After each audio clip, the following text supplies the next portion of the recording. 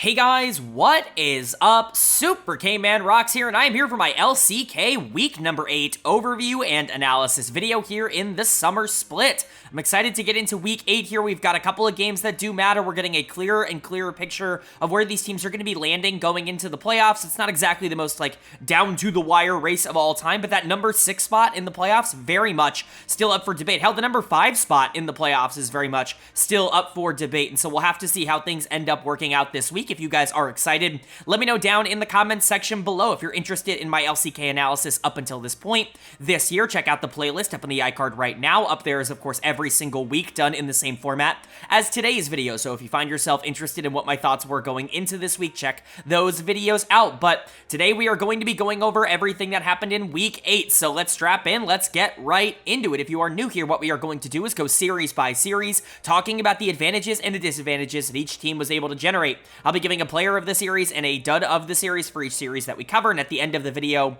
I will be giving my player of the week and my dud of the week for week 8 as a whole. We will, of course, also be updating my personal power rankings from number 1 to number 10 at the end of the video as well, to give you guys an idea of whether or not I think teams are getting better or worse, what direction they might be heading in, and which teams I think might be favorited to potentially make the playoffs at this point, with 2 spots potentially being up for grabs in the last couple of weeks. So without further ado, let's jump right into it. Of course, going series by series means we get to start with day number 1. And our first series of day number 1 was a matchup between Gen.G and FearX. The Gen.G was able to pick up the 2-0 series win in. Again, not surprising. This team has not only been untouchable in terms of series, but in terms of games. Basically, the entirety of this split, they've only lost 1 game in total. They are now sitting at 15-0, 30-1 in terms of game score. I mean, genuinely the best split that maybe we have ever seen at the LCK level. This is maybe the best team that we've ever seen in the LCK, at least at the current, trajectory. And it's just crazy how easy it is for them to gap every single opponent that they run into. DRX did make some roster substitutions coming into this. Satab was back in the mid lane here for Yehu. I actually think this is okay. Like, Satab's an interesting player, Yehu's an interesting player. They've both been on, bad teams over the course of their LCK tenure so far here in DRX, and so it's kind of hard to get a real grasp. Neither of them have really been all that horrible in lane. I mean, Yehu's definitely been better in lane, but Satab had some really nice instincts down in Challengers League. I understand why you might want to give him another shot here, and honestly, he was awesome in this, Yasuo Yone role for the team, but the one that I'm significantly less excited about, Rascal in the top lane, I don't even really want to go through this again. Genuinely, if you haven't followed the channel, maybe this comes as a bit of a surprise, but I have sat here for a year and a half and begged literally anyone to never see Rascal at the LCK level again. I just can't take it anymore. It's almost become a joke on this channel how Rascal keeps getting opportunities here on DRX and continues to just be the worst player in the LCK, so I don't have anything to say. There is nothing left to say. I was a big Rascal fan in 2022, just like everybody else, but you can't just hold on to past success and hope that it's going to come back without actually changing anything about the structure or about the player. He's awful, and we'll get into it, but player of the series is going to be his lane opponent here. It's going to be Keen in the top lane. I very much considered Chovy for this as well. I think a lot of eyes have been on Pays over the last couple of weeks, rightfully so. This guy has been tearing up the LCK, has shot up the MVP ladder board, and has really made a name for himself. Not that he didn't last year, just that he's kind of re-solidifying it after an up and down spring. I think the rest of this team has almost gone under the radar because of it, but Keen continues to be the best top laner in the LCK, and likely the best top laner in the world, at least at the current moment. Again, Rascal's not exactly the toughest competition in the world, where Frog, who is the player that Rascal is coming in for, was pretty bad in lane, but at least knew what he was supposed to be doing in team fights. Rascal is just bad in every phase of the game, and Keen is really just able to take advantage of that really easily on things like the Gangplank, where in the later half he can just pop off in these team fights because he's able to get a lot of resources for free in the mid game, and it's just really simple. But Keen is awesome. That you shouldn't, let the fact that he's going into Rascal kind of sway the idea that Keen is really good. It's not just an easy matchup. He is an incredibly great player. Obviously, Chovy, Pays, Lahens, they look great. Canyon was awesome, specifically in game number 1 on the Lilia, where he really was able to kind of just completely run the tempo and make things a lot easier for his team. Gen.G's just the complete package. There's almost nothing I can say at this point that I haven't said 1,000 times on this channel already. I hate having these Gen.G segments be so short, but every game is basically the same for them. Every series is kind of the same, where they just kind of run things, and that's exactly what happened here. But DRX at least made things interesting in that second game. Most notably, Satab made things very interesting in game number 2. He was awesome on the Yone, and honestly, there is an argument that he was the best player in game number 2, at least in terms of individual performances. I think obviously that's simplifying a bit too much and maybe isn't exactly accurate, but it's nice to see him come back in, have that, reinvigorated motivation from getting demoted at the beginning of the split and actually really making it work here. He was awesome here in game number 2. Hopefully he can keep that up if they keep starting him. Teddy and Playtell were along for the ride. Teddy probably had one of his weaker series in a while, but, I'm not entirely surprised that they weren't great into Pays and Lehens, who have been untouchable. Sponge is just completely irrelevant coming out of the jungle. He was better on the Brand than he was on the Sedge, but not by, a ton. And then Rascal is just awful. He's a very easy choice for dead of the series. That Renekton game in game 2 was just horrendous. I mean, if he had been passable as a top laner, there is an actual chance that they could potentially win that game. But Keen has so much gold and so much prio on the top side of the map that there was literally nothing that DRX can do to end up shutting down the Gangplank. That's how detrimental he was in this one.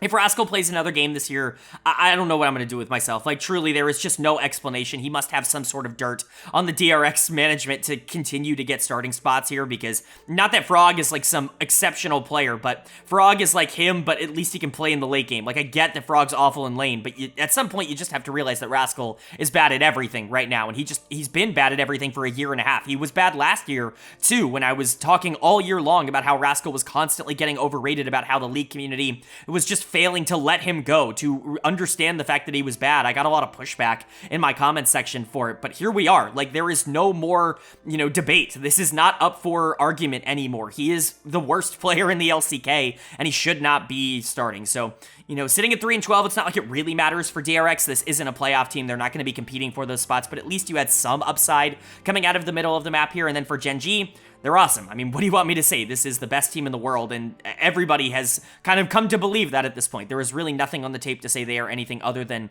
the clear number 1.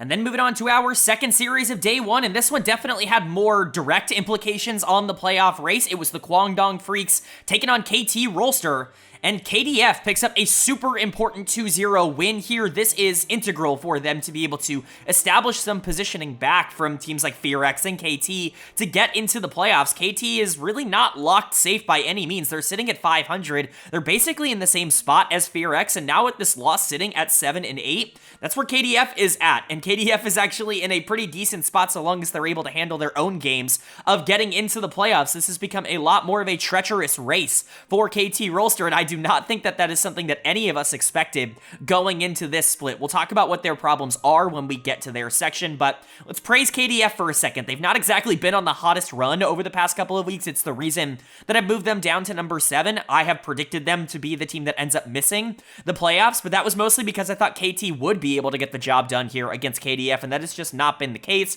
Not that I ever felt confident in betting on KT Rolster. That is fool's gold. That's a fool's errand in the first place in any circumstance, under any condition, but KDF should be a team that struggles into matchups against really talented teams, but when you're allowed to get these gigantic draft gaps, and honestly, when whatever is happening in the bot lane happens, where Leaper clearly just has Def's number, that's a pretty big advantage that it's kind of hard to overcome. Player of the series for me is going to go to Cuz. That Nidalee game in game 2 is really what he's getting this for. Not that he was bad at all on the Maokai in game number 1. Maokai's obviously a little bit of a less flashy kind of champion. You don't need me to explain that to you, but he completely gapped Pioshik in both of these games, even in the more passive matchup. It's really cool to see Cuz kind of get back into the groove. He's one of the best Nidalees in the world. That's always been a bit of his calling card, and so nice to see in a meta where Nidalee is very strong, he can come out and actually perform well on it.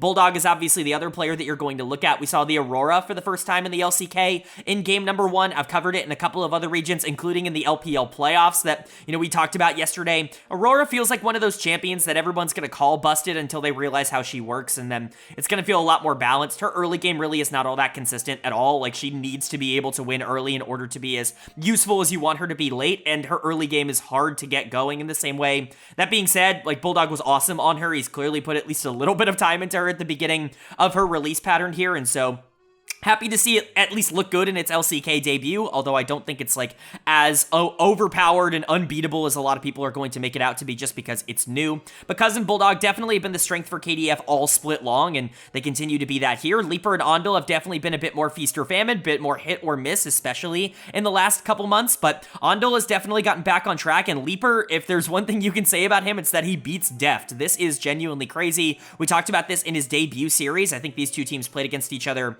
in their both of their first matchups across this split, and Leaper kind of dominated Deft in that matchup, and then he did it again here. Remember, Leaper studied under Deft when he was an academy player for DRX, when he was somebody that was a bit of a trainee in DRX's system. He clearly has played against Deft once or twice before, because going into these matchups, Leaper just always outplays him, specifically in that game number 1, where Deft was atrocious. We will get to that. Dudu goes deathless. That's always a good thing, but generally, KDF definitely looking a lot more like the early split version of themselves, which is necessary in order for them to make the playoffs here. They're not locked safe by any means. They need to be able to continue to step on the gas, and that's exactly what this was. For KT on the other side, man, I just wish this team could find any semblance of consistency, but at the end of the day, that's KT Rolster. Like, if you're a fan of KT, this is just what you have to live with. I could never do it in a million years. I respect the hell out of anybody who's a fan of KT, because the mental willpower you have to just do that in the first place is genuinely absurd. But done of the series for me is pretty obviously going to go to Deft. I don't really think I have to think about this too much after what I said. Game number 1 on the MF,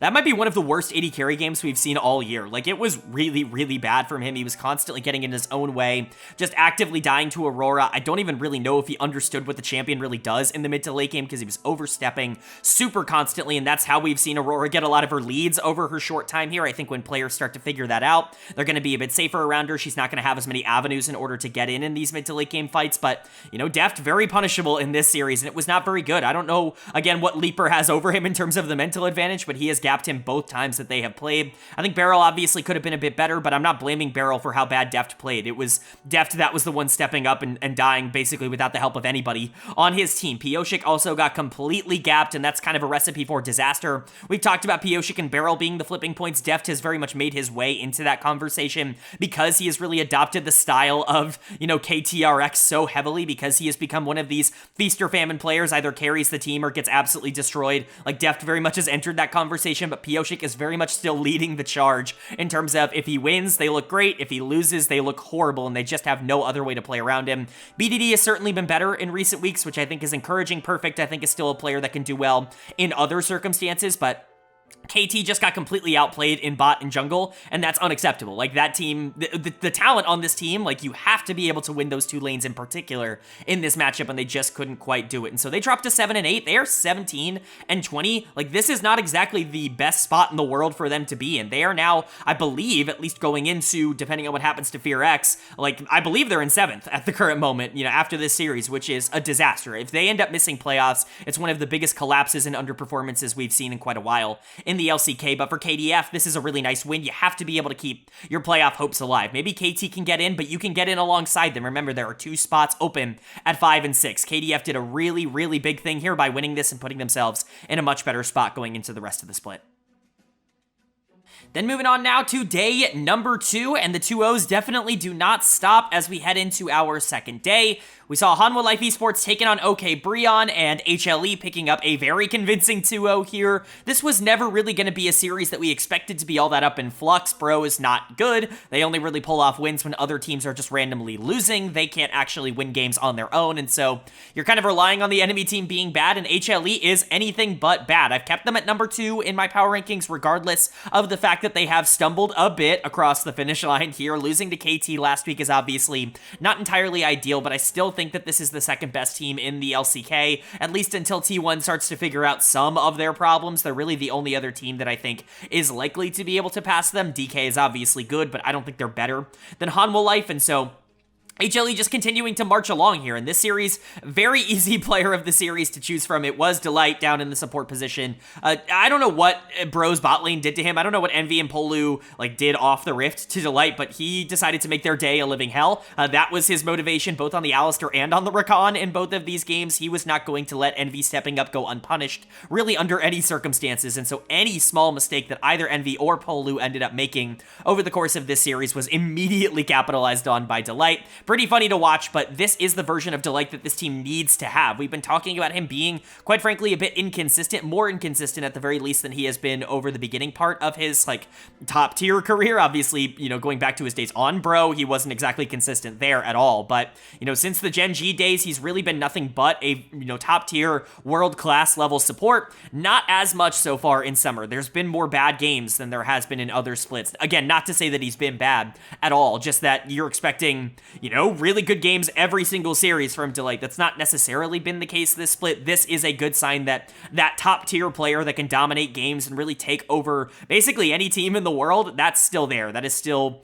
you know, along for the ride. Viper was obviously very good at being able to capitalize on the things that Delight created, but make no mistake about it, Delight created in this series. People are going to laugh at Doran in the top lane.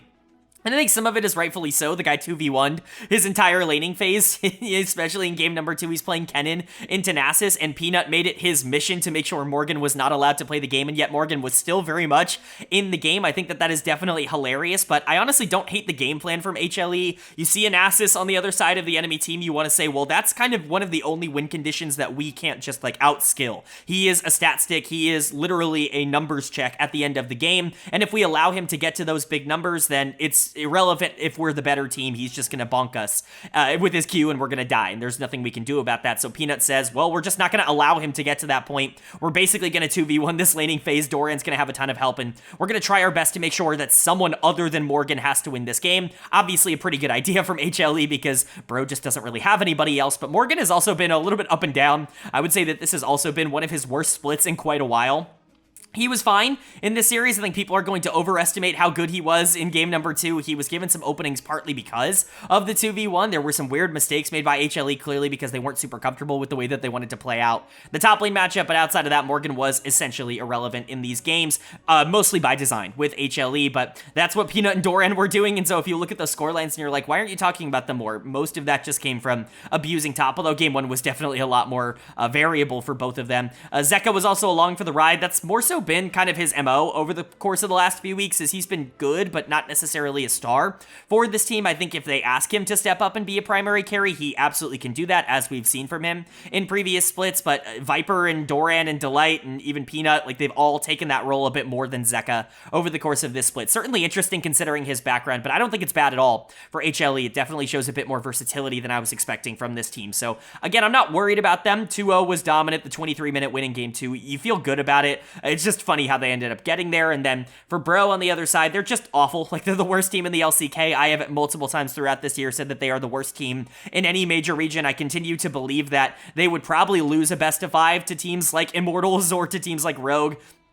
I just don't think there's anything on this team to go off of. Maybe that's being a little bit too harsh because those other teams truly are awful, but like Bro also is awful. I think the fact that it's even a conversation is hilarious for Bro, but they just get outskilled, at least in one lane, so hard every single series that there is no recovering from it. In this series, it was the bot lane. Envy is going to get done of the series. Whenever he was even remotely on screen, Delight made sure that his screen was gray. It was genuinely impressive how much Envy was dying in the early game. You just can't really get away with that. He's not good. It's not like Samver is better. They just can't find anybody to play this AD carry role. And then Polu has also been one of the worst players in the LCK over the course of this split, so nothing really major to say about them. They got completely obliterated down in the bot lane. Again, Morgan did some interesting things, but Youngjae basically had a free jungle for the entirety of game 2 on Lilia, a champion that clears ridiculously quickly, and yet he still couldn't really do anything with it. He was only up like 10 CS. Like, genuinely absurd how passive Youngjae was throughout this entire series. Just can't really get away with that at a top level. Fate continues to be a significant upgrade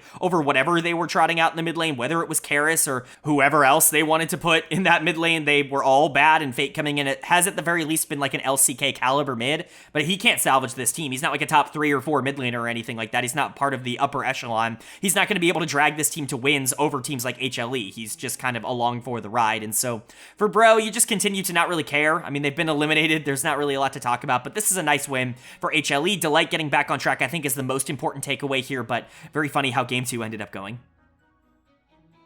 And then moving on to the second series of day number 2, and this is one I was really excited about on paper, and it lived up to the excitement. It was FearX taking on Dplus KIA, and DK is narrowly going to walk out of this one with a win. I know game 3 made it feel like, oh, you know, DK was probably the better team the whole time. Typically speaking, a lot of the feelings and emotions from a best of 3 are going to come out of that third and final game, but there was not a lot to like for what DK was doing through the first 2 games here, and they really got bailed out by just getting gold on the right members in the back half of this series. They do make a roster change. It's one of the things I want to talk about the most when it comes to this because Kellen is out, Moham is in. This is a very intriguing swap for me when it comes to DK. First of all, I'm very confused by the timing. I want to make it clear, you know, straight up front, like, I'm a big fan of Kellen. I really do think he's one of the more, you know, interesting supports, we'll just say, in the LCK. I was going to say consistent, but that's not the case. The fact is that his highs are very high and his consistency is quite low, and that's the reason people get frustrated with him. But he is somebody that I think you absolutely could win worlds with. Like, he is good enough to be on that level. And so to sub him out when DK is just having a pretty good split, all things considered, when they've pretty clearly looked like a top 3 or 4 team, you know, the entire split, like, this is almost certainly a Worlds team as long as things hold right now. It's very interesting timing. That being said, I don't hate the idea of bringing someone like Moham in. He has shown a lot of interesting things on, you know, the Freecs in the past, you know, both the Freeca and Kwangdong. And he's the kind of prospect that I think should have been given an opportunity in the LCK a while ago. When you're talking about a lot of the supports to come out of that system, namely, you know, players like Ondel, players like Jun, obviously, who's now on Fnatic. Moham was always the one that I thought was the best of them, and he was clearly the one who showed the most amount of promise at the LCK level. So I was always very confused by why they wanted to move in different directions, but he gets brought in here by Dplus KIA. They've been looking for something different in the support position. Obviously, they were looking at Bible. Last split, he was not the answer. Kellen was clearly just so much more in terms of the shot calling. It was clear how important he was towards the macro of the team, and that's why they put him back in. But maybe Moham can fill that void. I'm not going to sit here and say that I think this is the right choice. I would have kept Kellen. I think it's pretty ridiculous for them to be subbing him out in a similar way to how I thought it was pretty crazy for Billy to sub out Shun, although I do think obviously there's slightly different circumstances. However, Moham is a good enough player in the same way that Wei is a good enough player that I could see this working out. I could see Moham coming in and being good for this team. I guess the argument that I would make is that I don't know if he's going to be better than Kellen, right? Kellen was already very good for this team, and I thought he was having a very good split, one of his better ones in quite a while. And so definitely an interesting decision, but, you know, that's kind of my take on it. We'll see if it even really lasts. I'm not really sure what the point of this decision is at the current moment. If Moham is in for the rest of the year, then that's certainly a much deeper conversation to have, but if it's just this series, we'll end up seeing. But I think the good thing for DK is it doesn't really seem to have affected Aiming, who is having a great split, all things considered. He's going to get player of the series. Here, he just continues to be the late game insurance policy for a team that, quite frankly, does not have consistent early games. I think that's what's been so impressive about Aiming on DK, is that he's really been asked to do one thing, and that's survive the early game and win 5v5 team fights, and he's still coming in clutch in those roles. Other teams know exactly what he's going to do, and yet they still can't take advantage of it, which I think is hard. It's hard to have, like, such a defined playstyle and still be so useful in that role without, you know, at least being forced to try and be taken off kilter. So credit to Aiming. I think he's been really good. It's another reason why I'm very surprised by the Kellen swap, is because I think Kellen has been a big reason why Aiming has looked so good over the course of this split. Again, I don't want to criticize the Moham pickup, because I think he is a good player and someone who could be better than Kellen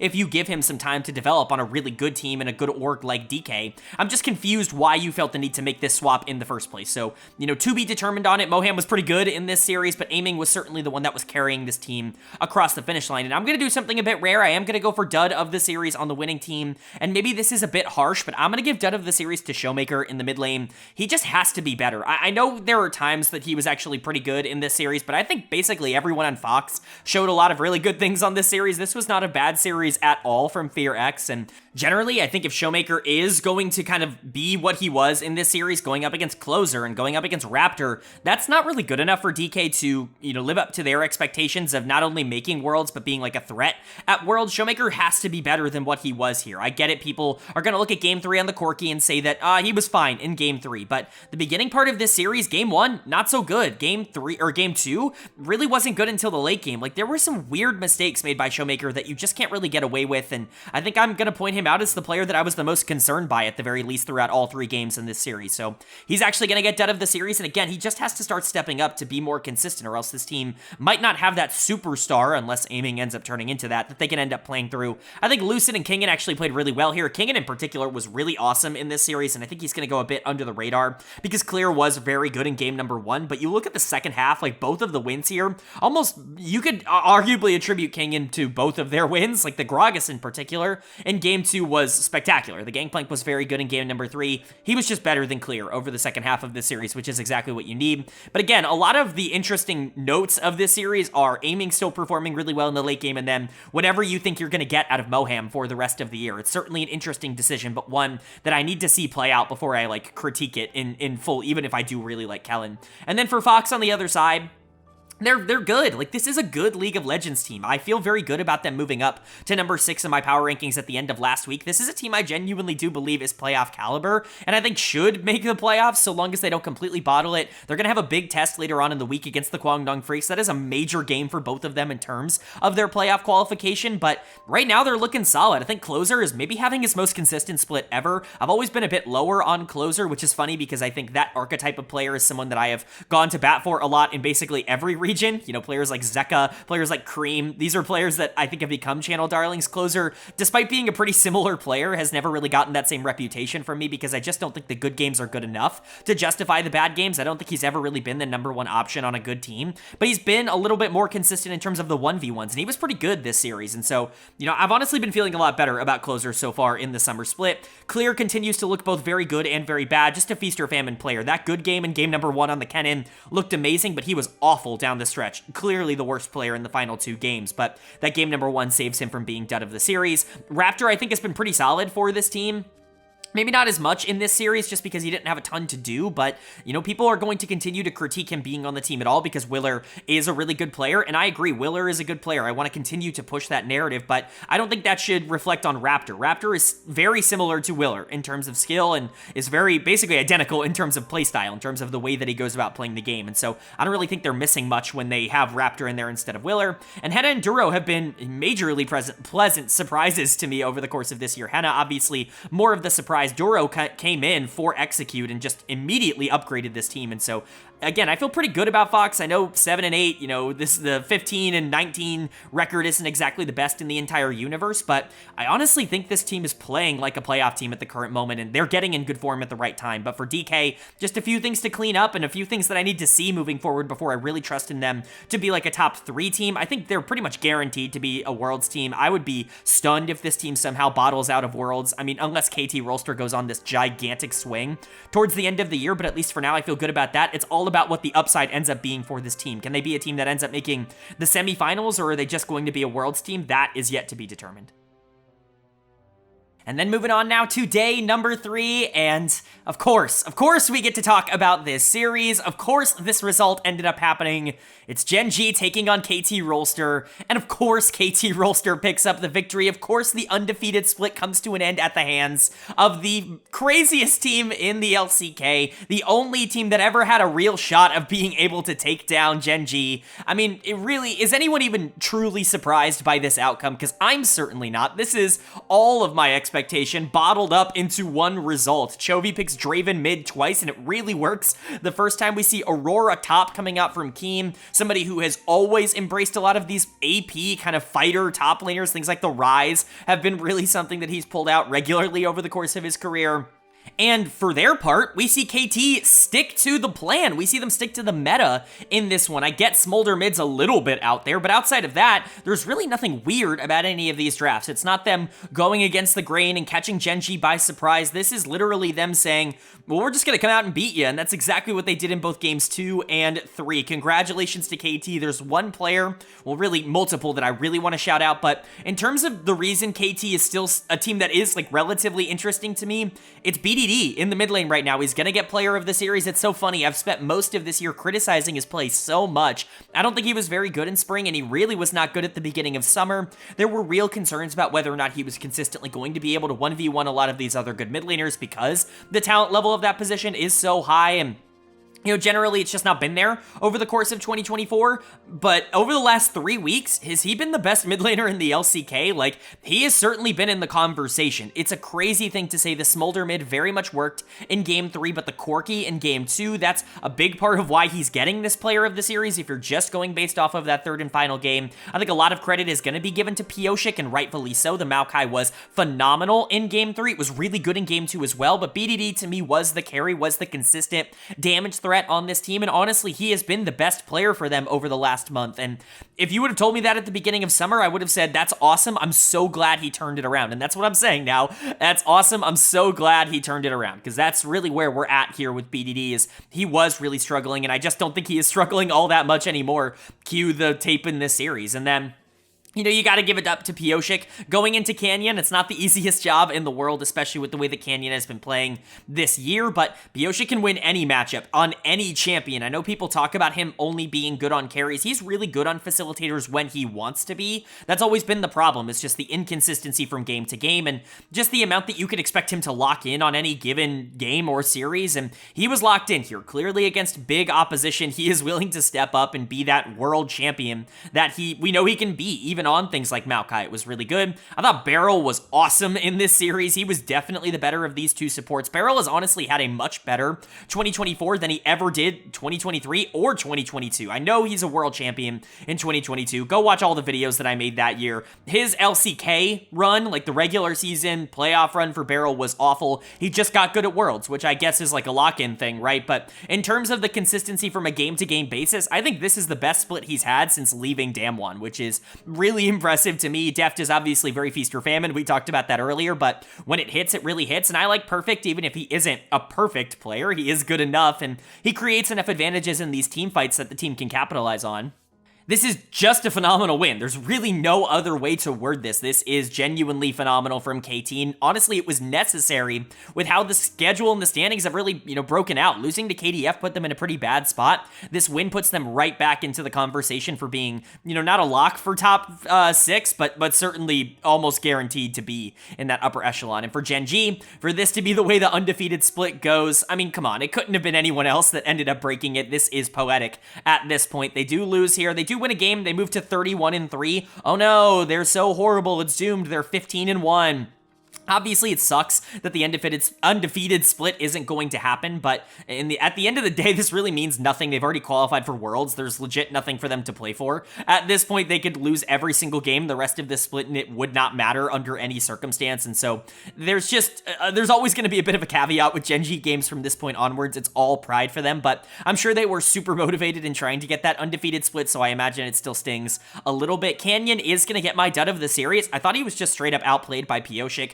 It's especially concerning because Canyon was on these champions that do have a bit more agency in the early and mid game. Obviously, the Lilia fits that category a bit more aggressively, but Sejuani is still a champion that does more early on and should have the priority in that matchup, and Canyon just didn't really push that. Pyosik was better today, and that was very noticeable. Talked about the support gap a bit. I don't think Lehens was really all that perfect in this series. Some of the engages were definitely a bit off and a bit mistimed, but, Chovy not being nearly as good as BDD, he wasn't awful, but again, BDD was more relevant in the back half of this series. Pays wasn't really stepping up and carrying this team, which was always the question for him when everybody else is just good. Can he be the one that is great? I think Keen is the only player you're not really worried about with this series. Keen was awesome throughout all 3 of these games, especially on the Aurora in game number 1. It is really fun to watch him pick up these AP carries in the top lane and do really well. That's always been Keen's style, and it's really cool to see that is going to persist even with some new champions coming out. But, for Gen.G, I would love to sit here and say, oh, well, is this concerning? Does this mean that there actually is something to worry about? No, there isn't. This is KT Rolster. This is what they do. Gen.G is not going to be undefeated this split, which is definitely disappointing for them, but they're going to be just fine. And KT, hopefully, this is it, right? We've been saying multiple times, I think I've said it 100 times on this channel, oh, KT looked really good here, but what really matters is if they can carry this into consistency. They cannot carry this into consistency. What they need to do is carry this into good enough to get into the playoffs and get into best of 5s where anything can happen. That's the dream for KT at this point, and hopefully they'll have an opportunity to do that.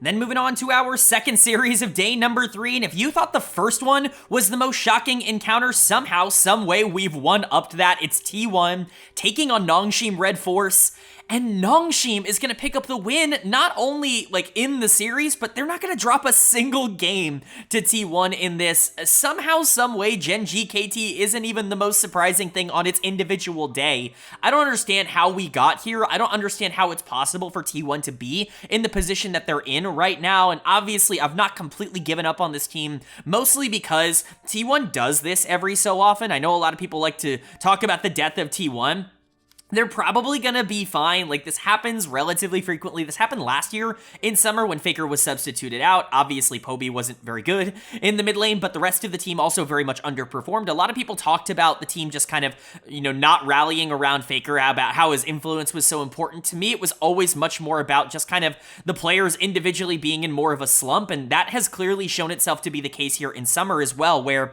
even with Faker in, a lot of these players just aren't super consistent and aren't going to be perfect all year long. Now, do they step up when it matters the most? Historically, absolutely. These are players that have almost always been able to play their best League of Legends on international stages and, these games where things get a little bit tenser. But right now in the regular season, it's really not working out, and there are reasons to be genuinely concerned about them. For Nongshim, the hell is this? This is awesome. I love that this is the result.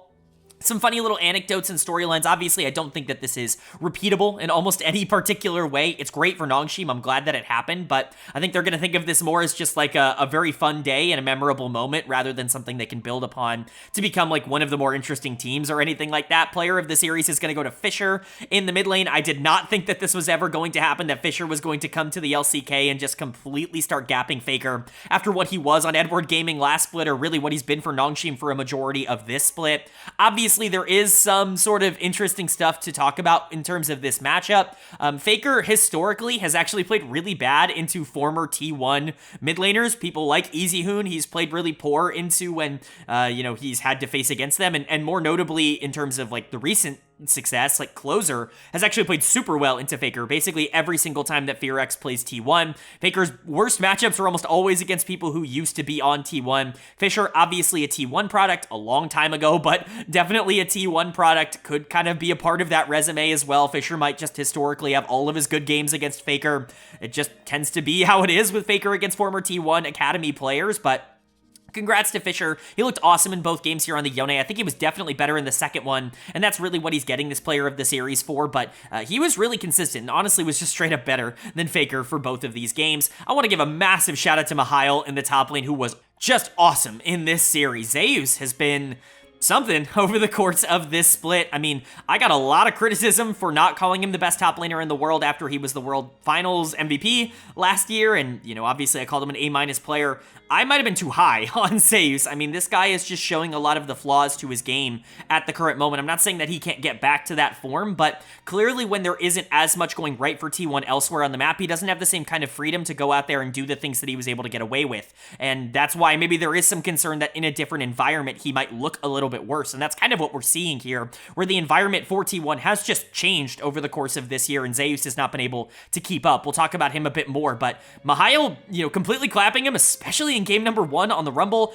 Awful for Zeus. I mean, completely unacceptable. Mihail has been, like, very below average. Like, I would say passable, but he really has not been. He's not been good for Nongshim in the top lane. And for him to just completely gab Zeus, especially in laning phase, that's just really, really bad. Sylvie, Jiwoo, Vital, they were all very good. Vital continued to play here in the support position. Really like this decision for Nongshim. Again, I continue to believe that Vital is a very interesting piece for them. Guger is just offering nothing out of the support role. There's no real upside. There's no real floor, and so I don't really understand why you would be playing him. Vital, at the very least, someone who's very new to the position and honestly looked very good in the Challengers League for what Nongshim was allowing him to do, because that team was garbage, but somebody that I am interested in to see how he is going to grow as a support. I think he has everything necessary to be a very good support at this level, and that continues to kind of show itself here. Him and Jiwoo seem to have at least decent chemistry, and I think that will only get better with Vital getting more experienced in the role. He was better than KIA in these games. He had a much easier job, but he was better. Jiwoo continues to do very well with resources. I actually think Summer has been one of his weaker splits in a while, if only because he hasn't been asked to do as much. Even in their wins, he's really not the one that they're playing through, and he's not been as dominant in their losses, but obviously Jiwoo, mechanically speaking, is somebody that we've been talking about being way better than where Nongshim is at for quite a long time, and so this is a really nice win for Nongshim mentally. It doesn't really matter. This team's not a playoff team or anything like that, but for them to just have this on their resume, for players like Mihail and Sylvie and, Vital to have wins over T1, like, that's got to be a big confidence booster, and hopefully they can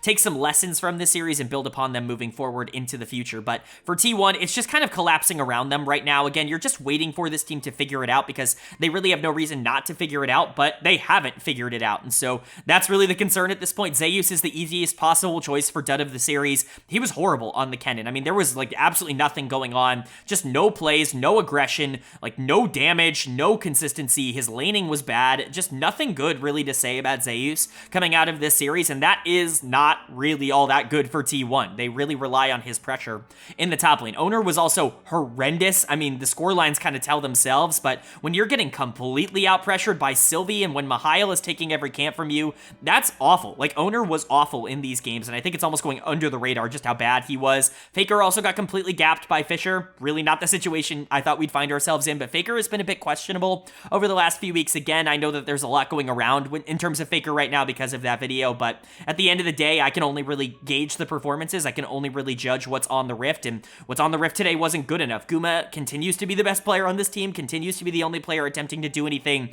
Honestly, this kind of felt like a Nongshim performance from T1 where everybody's losing except for the AD carry who's trying his best, and even then Guma wasn't perfect in this series, but T1 has real issues, and if they don't fix them, they're not just not looking at a finals appearance, right? This is a team that could potentially be going into Worlds as a 3 or 4 seed, or God forbid they miss it entirely if they continue to really struggle in these best of 5s. Obviously, I think that feels like such an exaggeration, but I mean, this team's sitting at 8 and 7. They're certainly not locked for anything. And then for Nongshim on the other side, a great win, but it's not going to mean anything this year. Again, really the positive of this is hopefully you can translate this confidence into something moving forward for these players, but in terms of actual, like, realistic 2024 consequences, there really aren't a ton for this. And then moving on now to day number 4, and honestly, this is the series I was most excited to talk about on paper coming into the week because of the implications of it. It's FearX taking on the Kwangdong Freecs.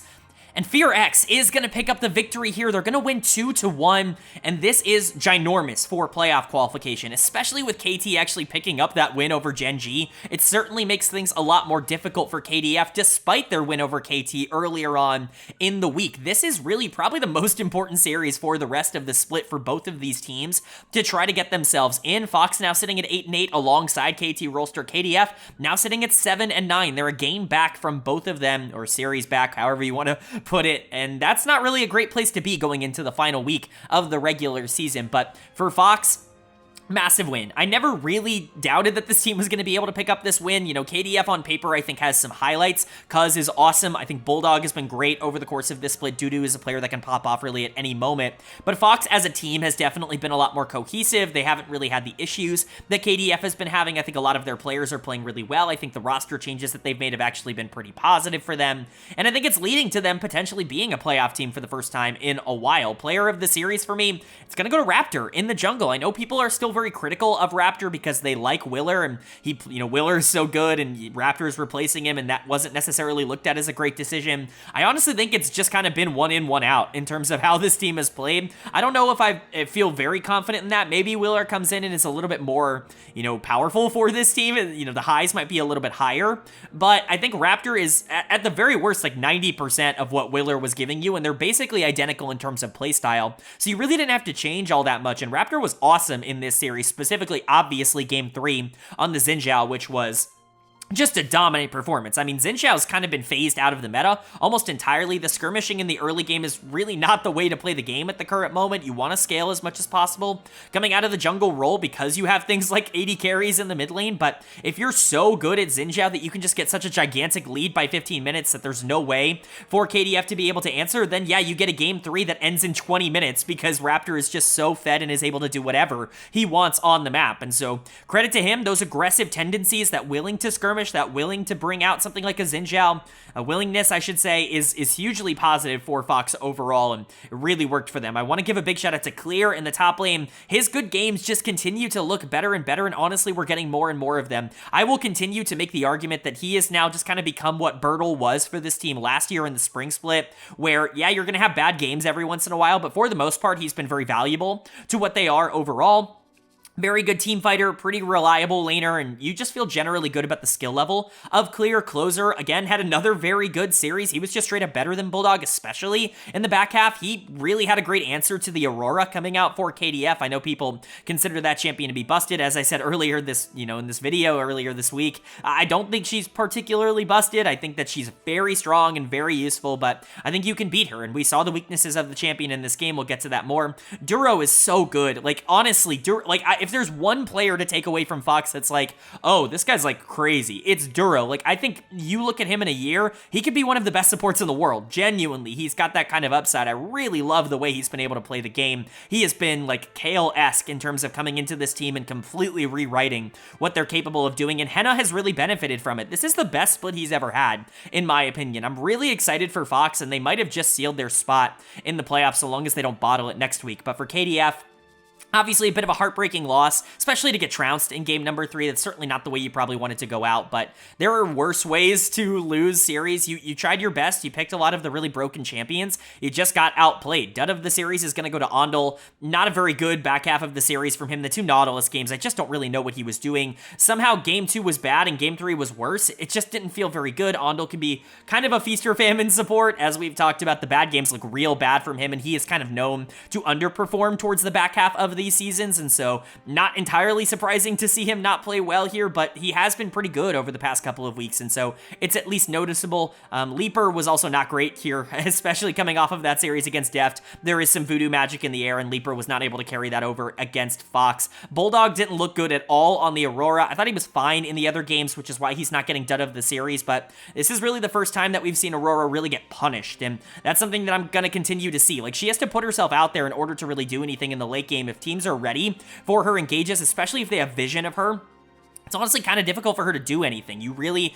just kind of have to rely on your support to move around the map and make sure they keep tabs on the Aurora, and then she's just entirely useless because her early game really isn't all that consistent, and that's what Bulldog, I think, ran into in this one. So, you know, I think that's there. Dudu was really good in game 1 on the Gnar, completely demolished that, and was good in game 2 as well. Unfortunately, the Cassante couldn't quite carry it through, but he was probably the best player on KDF in this series. It's just unfortunate because this series meant so much towards their playoff qualification. They're going to have some games go their way. Now, it's certainly possible for them to, you know, pick up some wins next week, you know, go 2-0 and have something happen to KT or Fox and still be able to get into the playoffs. But the problem is it is kind of out of their hands now. They are relying on the other 2 teams underperforming rather than just them overperforming. And so they're going to have to be perfect to even stand a chance, and Fox controls their own destiny from this point onwards. If this team can make playoffs with this roster, that's going to be massive. I don't think anybody really anticipated that from them, but the fact that they're in this situation, it's entirely due to good organizational decisions and development from these players. Great play from a lot of players that weren't hyped all that much going into the year, and so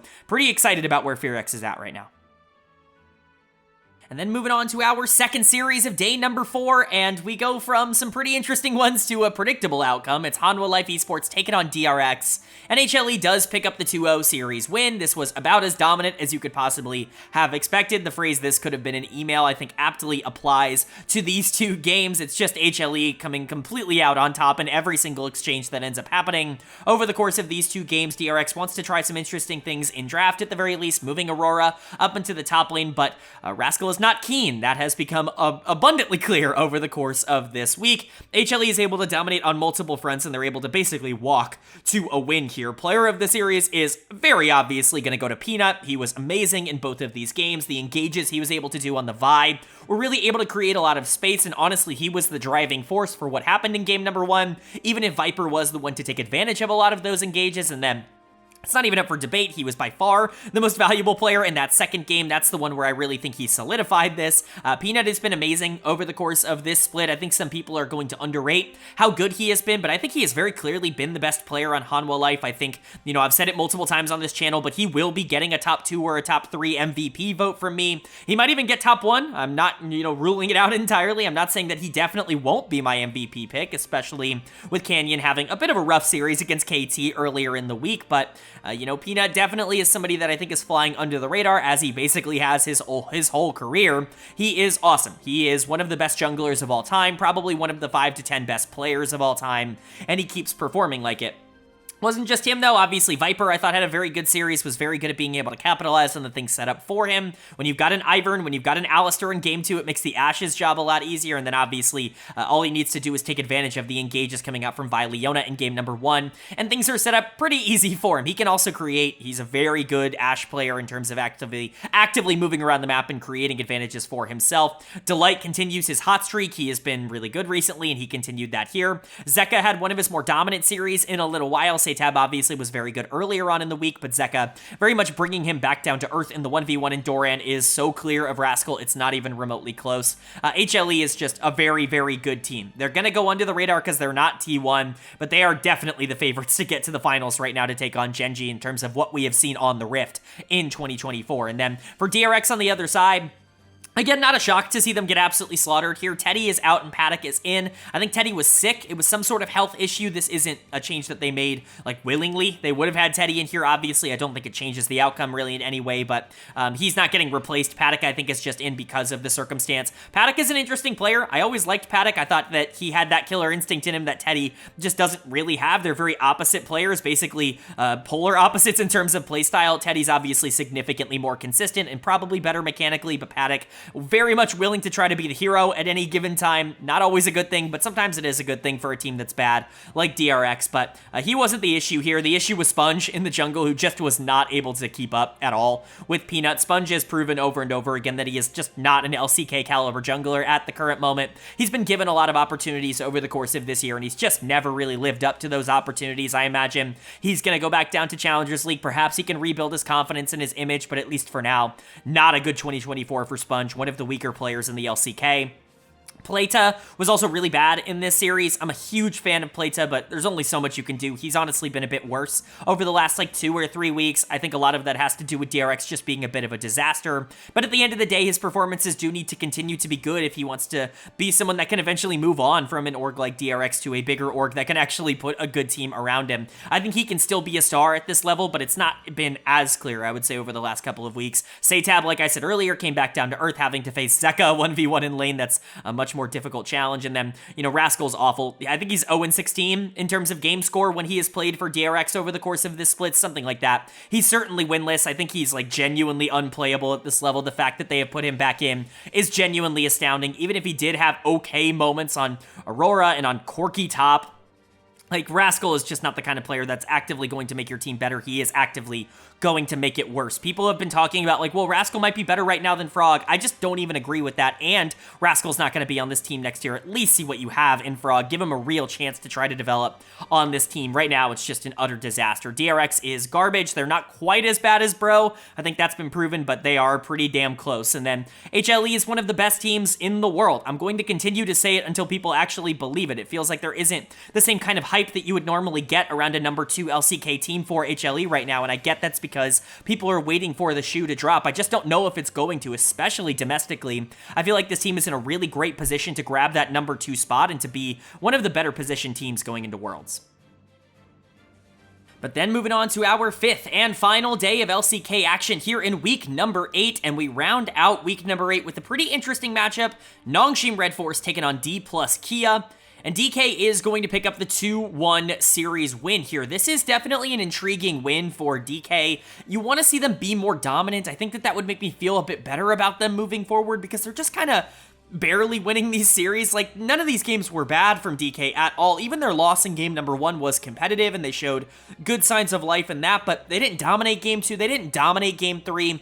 You should be coming out in a series like this and just looking like the better team, and they just weren't really able to do that here.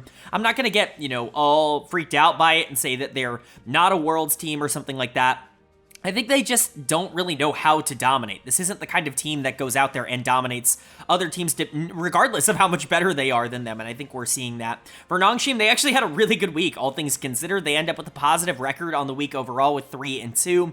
Really not all that bad considering where they're sitting at the current moment. I think the roster changes have made them better, and I'm not hating the direction that this team is going in. I just don't think that if you stick with this core. I don't think the core is good enough to build upon going into next year, but that's just my personal opinion. Let's talk about DK first and foremost. Player of the series, it's pretty much got to go to Kingin because of the 2 Aurora games in games 2 and 3.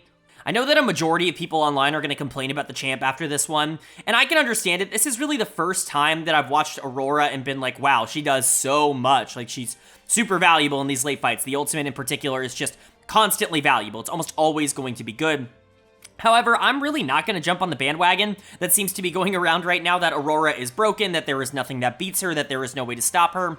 You know, this is really the first time, as I've said, in the 10 or 11 professional games of Aurora that I have seen, that I've seen her just like actively be unstoppable. And a big reason for that is these games really weren't all that active early on. These aren't fast-paced, high-energy games, high-tempo games. That's where Aurora is really going to struggle, those really high-tempo ones, because she's not a good laner, and she's really not strong at all early. She needs these weird situations where you can pull people apart and use your macro advantage and try to fight these 5v5s, get onto the backline. Like, that's her thing. She's not going to be able to dominate 1v1 quite like a lot of the other champions. It's just why I don't consider her to be broken in the same way that other people do. I think she's strong. I'm certainly not going to argue that she is a good pick at the current moment, but I think to pretend like she is the only reason that DK won this series is not entirely accurate, even if she was clearly the most important.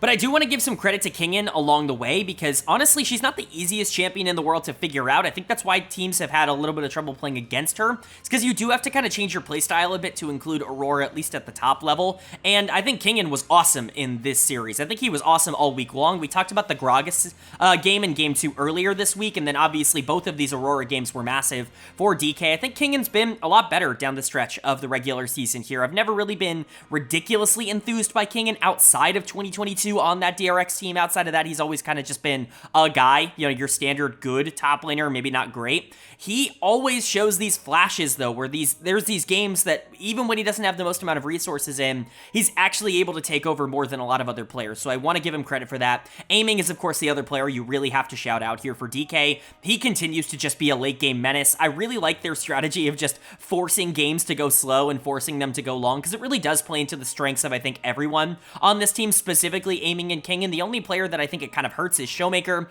and that's only because it's not a mage mid meta. I think if he were playing things like Orianna and Syndra in these late game team fights, he would actually be really good in terms of this strategy, but because he has to play Tristana and Corki and, you know, these things that he's probably not quite as comfortable on, it's not quite as effective, and, you know, he's had his own individual problems, but Kingen and Aiming very much carried the load for DK across this week. I'm not really getting the hype on Moham right now. You know, I've been positive on him in the past. He's somebody that I really liked when he was in the KDF and Afrika system. First week, it's not really a pass for me just yet. Kellen would have certainly been better in this spot, and I get it. He's a little bit more, you know, high risk, high reward kind of player. That's just what you have to live with when it comes to Kellen, but I don't know. Moham is just not really showing anything that is all that good right now, and this team does look a bit more disjointed when it comes to their macro calls. I'm not going to put everything on Kellen, but we saw what happened last split when they took him out and their macro completely disintegrated. It's kind of happening again, and it just makes you wonder why they would even make that decision in the first place if he is such a cornerstone of their shot calling and their decision making, but we'll have to see if they can continue to improve. They ended up putting Kellen back in for playoffs last split over Bible because they realized they made a mistake. Perhaps they do that again, but last split they struggled to get back on the same page because they had no practice time, so I don't really know what's going to happen, but for now, gotta be honest, DK does look worse after having switched out Kellen. And then for Nongshim, like, they're fine. They actually had some good moments here. I think Vital in particular, I'm super stoked that this guy is getting a support stop, like, in the LCK this year. I know that we would have probably eventually seen him. Nongshim loves to cycle through a lot of their academy and challengers prospects, but Vital is somebody that I think could be a starting support, basically starting now. Like, I think if he is going to continue to play like this for the rest of the split for next week, then I think he's more than earned a spot to stay in the LCK. This was a really good series from him, and I get it. You know, he played Senna 2 games. That's kind of an AD carry's dream in the support position, but it's not like the Rel was awful in game number 2. He was just exceptional on the Senna, and I think that that's a really intriguing thing. He's just a very interesting player, and one that I really want to see the development track of. I'm not promising that he's going to come in and be like a star in the support position, but he's really intriguing, and he's certainly someone that I would invest time to see what he can become there. I think Jiwoo was pretty solid, a little bit too aggressive on the Neela in game 3, but, you know, for the most part, you can get away with that on that champion. Fisher continues to actually look pretty solid towards the end of this split. He played Faker and Showmaker across this week, and he looked pretty good, arguably like the better mid in both series, which is genuinely insane. I'm not sure that's going to keep up just because it's Fisher, and he doesn't exactly have the best track record, but it looked really good here in week 8. Mihail was fine. Kingen was better, but Mihail certainly didn't make any major errors, and then dud of the series is going to go to Sylvie in the jungle. He just was constantly making weird decisions. I think if he had been a bit more clinical in terms terms of his objective control. Perhaps this series does actually go in favor of Nongshim, but every single major objective he is flipping 50-50, and I know that's not entirely on him. Part of that's on Vital, part of that is on Mihail, who are supposed to be able to keep, Lucid and, players like Moham out of the pit to be able to create these opportunities, but at the end of the day, Sylvie's setups were just really poor this series, and I think it really ended up costing them. I think he's very interesting as a team fighter, and as somebody who can do some things in the mid game, but sometimes he just doesn't have like the finer points of jungle down, and it's really cost him at the LCK level, even if he has gotten better mechanically. And so there are positives, there are negatives, but Nongshim at the very least looked okay in this series, and DK, I just want to see them clean it up, and I'm not sure that's going to happen with Moham in the lineup. Perhaps it does, perhaps it doesn't, but it's certainly leaving it a lot more up to chance than it would be with Kellen in there. And then moving on to our final series of the week here, our second series of day 5, and we finally get back on track. It's T1 taking on OK BRION, and T1 is going to pick up the 2-0 win. Golly, did they need this. They had to come out in this series and just dominate. It couldn't be close. It couldn't be up for debate. They had to be the better team, and that's exactly what they were here today. If they had lost this, it would have been an utter disaster, but here we are with another victory for T1, getting them to 9-7, getting them to 21-18. This is a much more comfortable position for them. For Bro, obviously, it sucks that you got completely destroyed here, but it shouldn't be particularly surprising. The only way you were ever going to be relevant in this series is if T1 just completely threw it to you, and lucky for, I guess, T1 fans, they weren't in the mood to do that here today. So we'll talk about it. Player of the series, it's going to go to Zeus in the top lane. I've been very critical of what Zeus has done over the course of the summer split. Quite frankly, I think he's been much more of a negative than he has been a positive for T1. I think he has definitely lost more games than won for them over the course of this split, but when it works, it really works. I know a lot of people are just blaming the Kennen. I don't think it's quite that simple. Kennen's had some really great performances across this split, even if they've been a little bit more scattered. We've definitely been seeing a bit of a difference in terms of like Kennen's not just this instant team fight win champion, but I still think he has a role. I just don't think he's quite as splashable and blind pickable as everybody seems to think he is at the current moment, or all the teams at the very least, but Zeus is a lot better when he's on things that can be proactive early. Truly the big difference between Zeus and a lot of the other top laners, and a big reason why, in my opinion, he was so dangerous to go up against when he was feeling himself and when the confidence was at an all-time high, is because his 1v1 is just like unbelievably oppressive to play into. Really, the only players he has ever consistently struggled to play into have been the ridiculously mechanically talented ones. Most notably Doran. I think that's the one that stands out in a lot of people's minds, and when you think about what Doran's good at, it's winning 1v1. That's kind of the thing he does, and so of course Zeus might struggle into that matchup when that's really something he focuses on as well, but when he is able to get those early leads, when you pick something like Jace in game 2 and you're just able to really poke out and just overall dominate the top lane matchup into Jax or something like that, it's a lot easier for him. And of course the Sylas does something very similar. I think Sylas is actually in a really good spot right now. I'm very surprised to not see that champion more frequently, especially, with 80 carries in the mid lane. Top lane Sylas is still very good. Jungle Sylas is also kind of good at the current moment, at least as far as I'm aware, and so we'll see if Sylas comes into the meta at any point. Zeus was awesome on him here in game number 1, but just generally you needed a series like this to feel a lot more comfortable about him individually as a player, and that's kind of what we got. Morgan had been better at the beginning part of the week, but still somebody that was very much beatable, and that's what Zeus was able to do here, was beat him.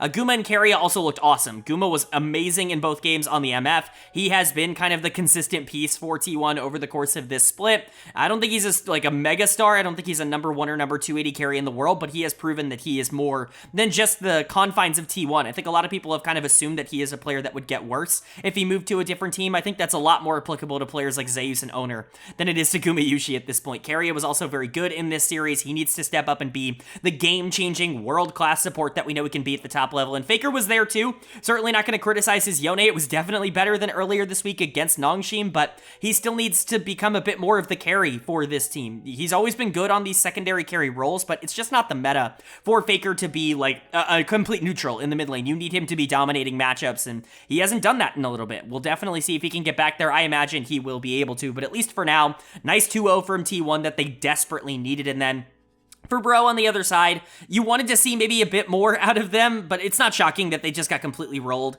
in this series. I think you could point to multiple different areas as negatives. I'm going to give dud of the series to Morgan. This one felt very obvious. The Kennen in Game 1 was entirely useless because the Sylas was essentially just better Kennen by being able to steal the ultimate and also having a better kit. Outside of that, the Jax got completely destroyed in lane in Game 2 against the Jace. Really just not a lot Morgan could do here once Zeus actually decided he wanted to win. Kind of just the problem with going into Zeus. When you lose against him, he is going to make it look completely horrible. They were able to pull back one random kill because Zeus put on the Shy cosplay for a bit, but Morgan was overall ineffective, I would say, throughout the series. It's not like anybody else was better. The bot lane continues to be by far the worst in the LCK. Envy and Polu are just complete nothing burgers. They are both completely horrible in clutch situations. I think that's where it really comes out the most, is any situation where they absolutely cannot die under any circumstance. That's when they want to die the most, and you just have to live with that. I'm very low on Polu, and Envy, you know, he might be better than Samver, but it's not by a lot. Fate is still fine in the mid lane. Young Jae, I think, has some upside, but again, really none of that's going to come to fruition on this Bro team. These players are all going to look worse by playing with each other and by playing on this organization that constantly gets the worst out of their own individual players, who will go off somewhere else and do better. Obviously, we've seen Delight in the past, but look at Henna right now on FearX going and having the best split of his entire career. It's just a wasteland here on Bro. And it's really hard to get an idea of how good any of these players actually are, but at least for now, the team as a whole is garbage, and T1's going to feel good to at least be able to pick up wins against that kind of team. We'll see if they can move into a more consistent endgame here as we get closer and closer to the playoffs, but if this team can catch fire, there still is a very realistic possibility that they are one of the 2 best teams in the LCK. Alright, but that is going to do it for my LCK week number 8 overview and analysis video here in the summer split. Up on the screen now, the updated standings. After 8 weeks of action, we've only got 1 more left to go. We're getting a clearer and clearer picture of the playoffs. We've got, 3 spots left open and 4 teams left in the running. We'll see how obviously things break down next week. Some paths are easier than others in terms of how they can get in, but of course, under the power rank column, you can personally see how I power rank these teams from number 1 to number 10, changes how they have changed from last week to this week, or it's how they would have changed if anyone actually did change, but really no major upsets. There were upsets, but no major power ranking changes. I mean, KT lost to a team that's worse than them and absolutely destroyed the only undefeated team in the league. Like, maybe not destroyed, but beat them, and you're not gonna sit here and say that KT feels all that different than they did going into the week, but no other power rankings changes I think were necessary. I still think DK looks like the weakest of the big 4. T1 very much feels like a team that's gonna catch fire at some point and become the T1 that we all know and love, and at least for now, HLE and Gen.G are very much the 2 best teams. Gen.G obviously never really in doubt, but bottom 3 teams have all technically been eliminated. You can see that by them being highlighted in red. Bro is already eliminated, but Nongshim and DRX joined them coming into this week, and then of course, Gen.G and HLE are highlighted purple because they have officially gained the number 1 and number 2 seeds. They are guaranteed the round 1 bye going into the playoffs, which is good for both of those teams. It's a pretty big advantage to have immediately being in, I believe, the double elimination stage. So good stuff for them. DK obviously qualified for the playoffs as well, being highlighted green, but they will not be getting that first round bye. They will likely be getting the number 3 seed, which means they will play the number 6 seed. So you've got a couple of teams in the middle. Obviously, T1 feels basically locked. All they have to do is have, that is win a series. If they win a series, they're guaranteed locked, and if they go 0-2 next week, they need to hope that, a lot of shenanigans don't happen. A crazy amount would have to happen for T1 to miss the playoffs, but theoretically, it is possible, and then those final 2 spots, KT, FearX, Kwangdong, it's all going to be up for grabs. I think KDF obviously is the hardest road because they're a game back, but anybody can really miss it depending on how things go in week number 9. So I'm excited to see what happens, but let me know if you agree or disagree with me not changing my power rankings and kind of predicting KDF to be the team to miss the top 6, to miss the playoffs, if you will. Would love to know your thoughts and opinions on that down below, but it's time to move into my player of the week and my dud of the week for week number 8, and player of the week was pretty easy for me. It's going to go to Aiming, the AD carry for Dplus KIA. He's just hyper consistent in the late game, and they really need that right now. They have clearly, kind of brought on an identity for this team, which is playing a lot more towards the back half of games, playing a little bit slower, and if you're going to be doing that, having an ADC who is so good in front-to-back 5v5, so long as you give him the opportunity, is pretty massive, and actually his teammate's going to be the number 1 honorable mention, the runner-up, and that's going to be Kingin, the top laner here for Dplus KIA. Obviously, the Aurora games stand out a bit more, but he was awesome all week long. I honestly thought he just played really well. If the rest of Dplus KIA, if Showmaker and Moham had played as well as Aiming and Kingin, this team would have run through this week, and honestly, I probably would have moved them up to number 3 because they did play that well, but at the end of the day, it was Aiming and Kingin doing everything they needed to do here for DK and pushing them to a 2-0 week. We'll see if that can carry through. The other honorable mention for me, Delight, the support for Hanwha Life. He was awesome across both of their series. HLE continues to look consistent even if they're not dominating. Again, it's a good place to be, but maybe you just want to see some more like back-breaking wins against actual good teams instead of just beating up on the bad teams and barely winning against the good ones. That being said, I mean, they've beaten T1 twice. It's really hard not to view them as the second best team in the LCK right now, and Delight deserves credit for that this week. So Delight and Kingin are my honorable mentions, but Aiming is going to get my player of the week, and then my dud of the week is going to go to Rascal, the top laner for DRX. Come on, like, what do I have to say? The guy's like 0-16 in terms of the games that he started this year. It's not all on him, but it's certainly a lot on him. He's just not a good player. He was awful across both of their series this week, and the fact that he is still playing for DRX is a complete mystery in my brain. I know Frog is bad, but he's not this bad. He truly is not.